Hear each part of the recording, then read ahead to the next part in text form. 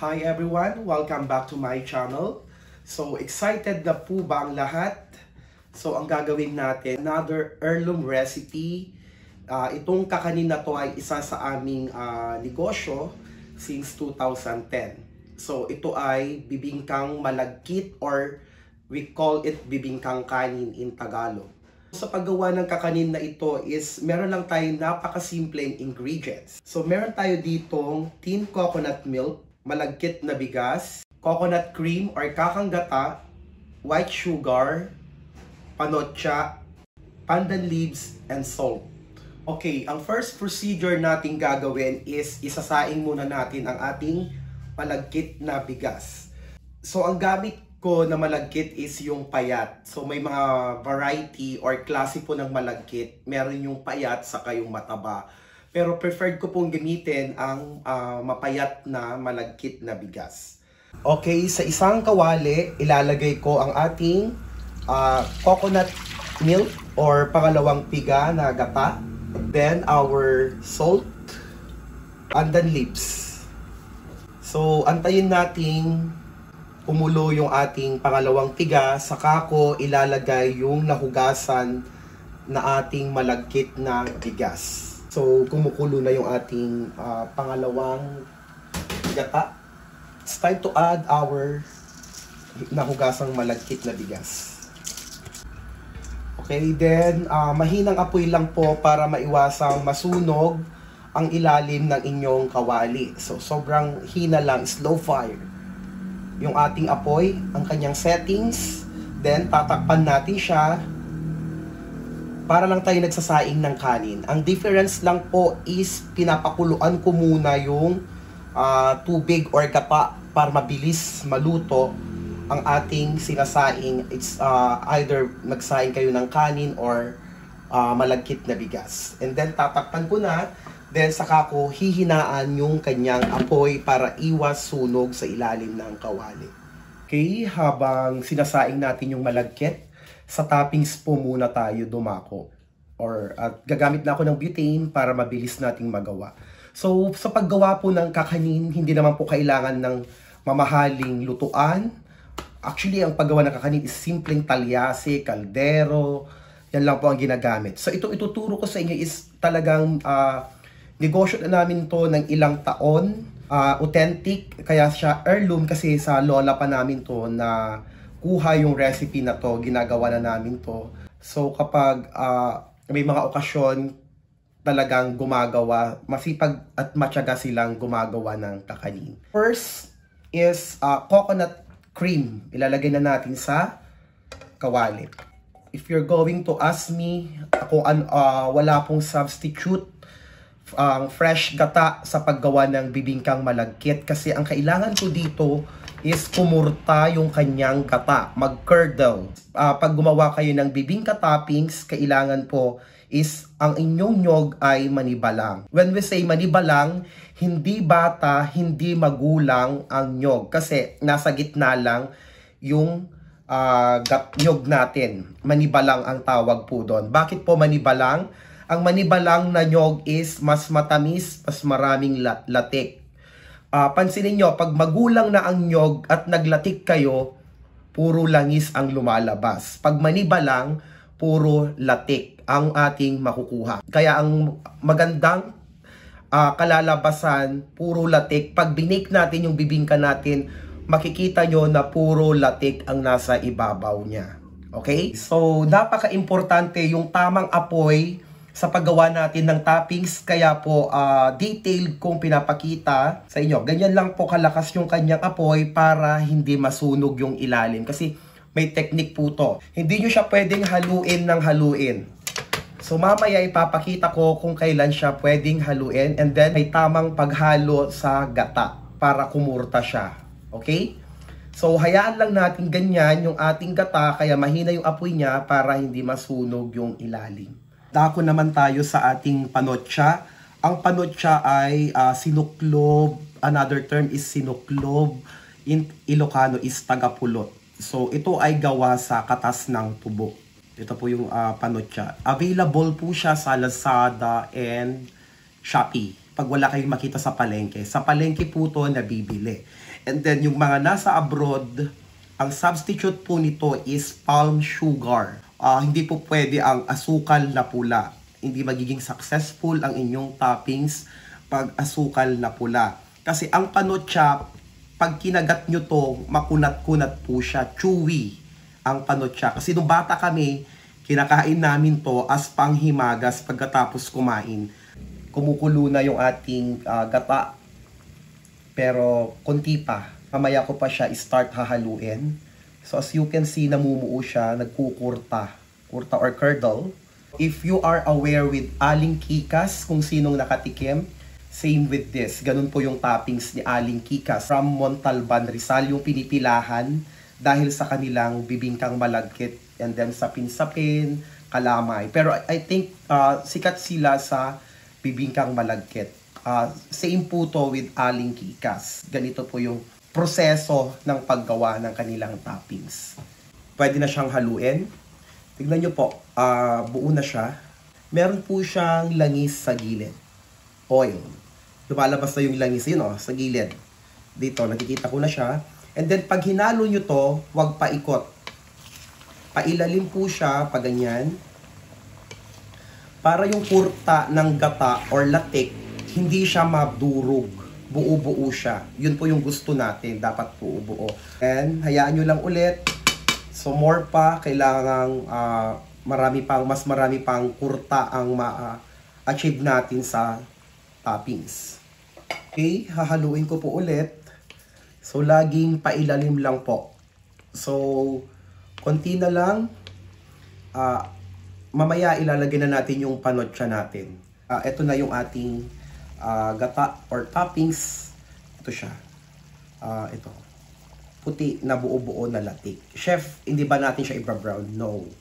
Hindi natin siya i-brown. Bakit? I-bake pa naman po natin yung ating toppings. So, this is bake or yung lola ko, nung gumagawa siya, baga sa ibabaw, baga sa ilalim. Since nasa modern world na tayo, oven na po. Pero mas masarap kung kaya nyo yung uling ang gamitin nyo. Iba po ang lasa ng kakanin pag uling talaga gamitin nyo.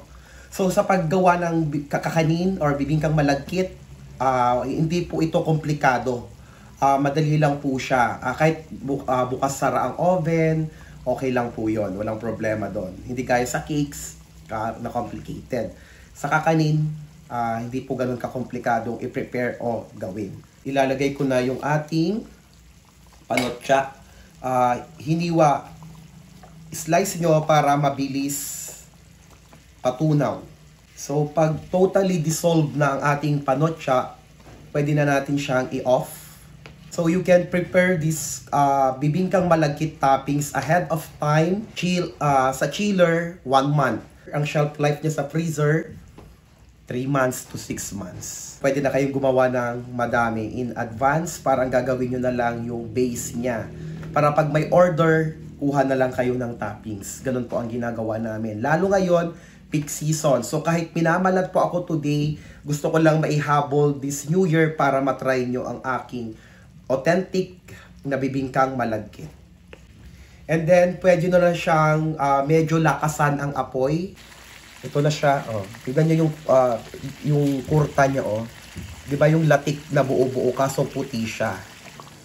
So, ganun pa rin yung paghahalo, pailalim. So, antayin na lang natin tong toppings na yung panotcha na ma-dissolve or matunaw bago natin i-off yung ating kalan. Ready na yung ating toppings. Totally dissolved na yung ating panotcha. So, off ko na po ang ating stove. I-check na natin ang ating malagkit kung luto na siya, wala nang hilaw. So kapag may hilaw at wala nang tubig, mag-add lang kayo ng hot water, not cold water, hot water, para hindi siya malabsa.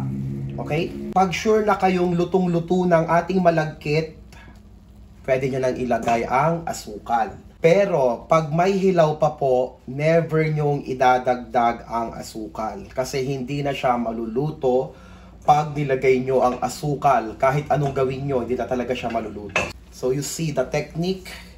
Hindi mo na kailangang mag-dissolve ng syrup para haluin siya ulit. So in fairness sa mga lola, no, mayroon din silang technique nung araw, nakakaiba. So nung nilagyan natin siya ng asukal, medyo nagtubig-tubig po siya. Normal po yon kasi natutunaw yung asukal. So yung process na to, para na tayong gumagawa ng biko. Pero hindi naman kailangang sobrang tagal na paghahalo. Saglit lang. Kasi yung bibingka, ibibake pa naman natin to. Okay, for 1 kilogram, ilalagay ko siya sa 10 by 14 na cake pan. May liner siyang dahon ng saging. Pinadaan ko yan sa apoy, saka ko siya pinunas. So any pan can do bilog, rectangle, square, kung anong meron kayo, aluminum tray, pwede po siya. So ito yung akin, 10 by 14 sa 1 kilo. 1 kilo kasi ginawa natin. Gusto ko medyo makapal. So I sell this one for 1,500. Kasi mahal, kahit nasa probinsya po kami, mahal na rin ang nyog, asukal, sa kapanotsa, nagmahal na po. Okay, transfer ko na siya. So, mas mainam po na habang mainit, nililipat nyo na siya sa baking pan para hindi kayo mahirapang ipantay po siya. Ang bango po niya, amoy gata. Okay, using spatula or dahon ng saging. Pero spatula, kaya na po itong i-flat. Then, palamigin po natin siya ng 1 oras. Kasi pag mainit, nilagay mo yung toppings, ang nangyayari sa bibingka, umaalsa tong base, tong ilalim niya, tong bibingka. So, mangyayari, iilalim yung toppings. Kung na-experience nyo yun. Mainit pa po, nilagay nyo na siya. Yung toppings, binake nyo kaagad. Palamigin nyo siya kahit 30 minutes to 1 hour. Okay, everyone. So, eto na yung itsura ng napalamig nating malagkit. And then, yung napalamig na toppings, pwedeng buhos. Sa 1 kilo, pwedeng 2 tray ang maitatoppings niya. So, kung gusto nyo makapal ang toppings, you can, pwede nyo ilagay po lahat yung isang recipe. Pero wag naman po. Kasi baka tatamis po siya. Kasi matamis ang panotsa. So, preheated na yung ating oven at 350 degree Fahrenheit. Ibibake na natin siya ng around 45 minutes to 1 hour or hanggang mag-set ang ibabaw nito. Magiging firm siya. Hindi ito gagalaw. So, explain ko, ang kaibahan ng bibingkang malagkit na to sa ibang recipe, ito po, pag in-slice mo, nakakapit siya kahit palibalik-tarin mo to. So, unlike sa ibang bibingkang malagkit, pag in-slice mo, mahahalata mong pinaibabaw lang yung toppings. Ito po, kapit na kapit sa bibingka because binake natin yung base niya. Yung iba kasi parang pinapalapot and then pag lumapot, ipapaibabaw and then ganun na lang siya, antayin siyang titigas. So, hindi siya kakapit. Ito kasi, medyo runny yung consistency ng ating toppings and then binake natin, talagang kakapit siya sa ating malagkit. Pampaswerte daw ang kakanin pag December or bagong taon. Ang kakanin po is all year round na negosyo. Wala siyang pinipiling panahon or season. So all year round po siya na pwede nyo siyang pagkakitaan kagaya po namin. And that's it, i-bake na natin siya at huwag nating patagalin. Okay, ipapasok ko na sa electric oven ang ating bibingka. Kaya po, paborito ko ang maliit na oven. I have, 4 po ang oven ko. This is 45, 95, may malaki pa dyan. Meron pa kami sa baba yung pag-production. Depende po kasi sa lulutuin ko. Kapag, for example, ang order ko sa isang dish man yan or kakanin or cake, dito siya kasya para hindi po magastos. Gumagamit ako ng maliit. Okay, this is it. After 45 minutes, yun po yung itsura niya. Ayan, look at it. Ang ganda, di ba? Buo-buo siya na may crater. Makikita mo talaga na puro latik yung ating toppings. Pero I will make it 1 hour na lang yung pagkakaluto para mas maganda. Okay, everyone. After 1 hour, ito na po ang ating bibingkang malagkit. Ito siya. So, nakikita nyo, nag-separate yung coconut oil from the top. Okay lang po yan. Magsa-subside po yan mamaya. Huwag nyo siyang aalisin. Kasi, Ang coconut oil has antibacterial property. Protection niya to para hindi mabilis mapanis ang ating bibingka. For room temperature, 3 days to 5 days. Palamigin po muna natin bago natin siya tanggalin sa pan at i-slice. Okay, na-unmold ko na yung ating royal bibingka. Medyo mainit pa kasi. So, pero kailangan na namin siya i-unmold. So, ito na siya. Ganyan po, oh. Look at it. Oh, nakita nyo, kumapit talaga yung ating topping sa bibingka. Na kahit ma-deform to, yan, ganyan nyo siya. Hindi siya matutuklap. So, dikit talaga siya. So, slice na natin para makita nyo kung gaano kaganda ang ating bibingkang malagkit.